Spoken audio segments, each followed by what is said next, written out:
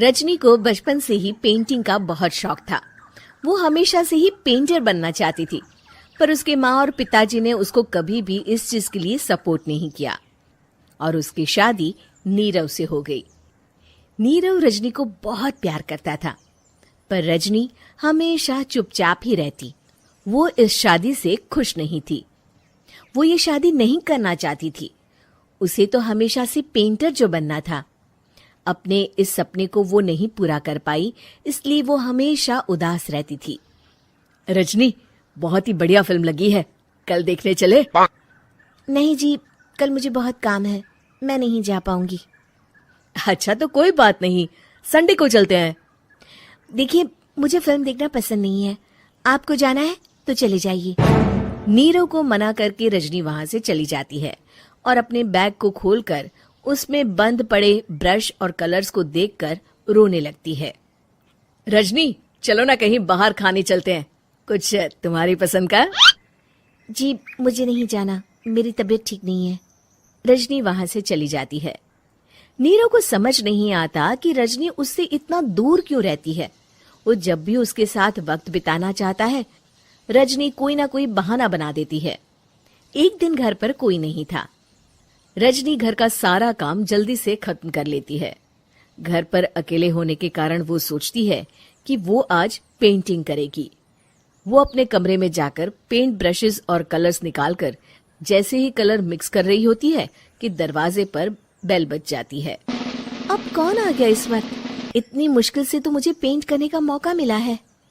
रजनी दरवाजा खोलती है तो उसकी सास अपनी सहेलियों के साथ खड़ी होती है और सब घर के अंदर आ जाते हैं।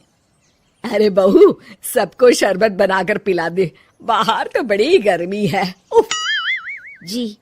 रजनी पेंट ना कर पाने से उदास हो जाती है। उसे गुस्सा भी आ रहा होता है कि उसने इस शादी के लिए हाँ क्यों कह दी।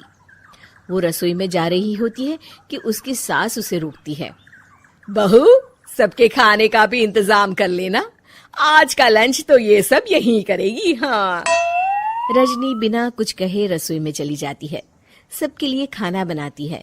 सब खाना खाते हैं और रजनी घड़ी देखती है कि ये सब कब जाएंगे ताकि वो अपनी पेंटिंग कर सके। जब शाम होती है तब सब चले जाते हैं अपने घर। अरे बहू, सब तेरे खाने की तो बहुत तारीफ कर रहे थे, सबको बहुत अच्छा लगा खाना। आपको मुझे सुबह बताना चाहिए था ना कि आपकी सहेलियां आ रही हैं। पता भी है कितना वक्त लगा सारा खाना बनाने में। अरे बहू, तू ऐसे कैसे बात कर रही है मुझसे? तो और कैसे बात करूं? मैं इस घर की कोई नौकरानी नहीं हूं कि इतना काम करूंगी। रजनी अपने कमरे में जाकर दरवाजा बंद कर लेती है। शाम को जब नीरव आता है तो उसकी माँ उसे पूरी घटना के बारे में बताती है। क्या रजनी ने आपसे इस तरह बात की माँ? हाँ, और पता नहीं उसे क्या हो गया है, शाम से बाहर भी नहीं आई है। मैंने तो कई बार आवाज दी, खाना भी नहीं खाया उसने। तू ही बात करके देख ले बेटा। नीरव अपने कमरे का दरवाजा खटखटाता है। रजनी, दरवाजा खोलो, मैं हूं।